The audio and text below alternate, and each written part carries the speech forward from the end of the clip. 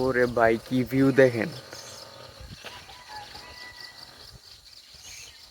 মানে আল্লাহ তাআলার কি অপরূপ সৃষ্টি। মানে এর এর উপরে মানে এই পাহাড়ের উপরে মানে আরো চমৎকার চমৎকার ভিউ আছে, কিন্তু আমরা এই গাছটা ক্রস করার অনুমতি নাই।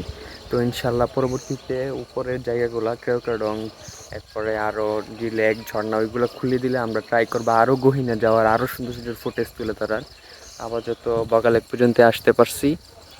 তো এই হলো বগালেকের ওই পাশ থেকে ধইরা এই পর্যন্ত বগালেকের ভিউ। এইটা হলো বগালেক পার, আর আমরা ওই সাইডেই একটা জুম ঘরে থাকছি রাত্রেবেলা।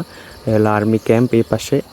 তো সব মিলে আসলে খুবই অসাধারণ একটা ভিউ। আমরা ট্রাই করব পরবর্তীতে আরও সুন্দর সুন্দর ভিডিও, আরও পরবর্তীতে আরও উচ্চায় যাওয়ার, আরও গহীনে যাওয়ার, আরও সুন্দর সুন্দর ভিডিও তুলে ধরার। আর বাংলাদেশের যে কী অপরূপ সৌন্দর্য, তা বান্দরবন না আসলে আসলে বোঝা সম্ভব না।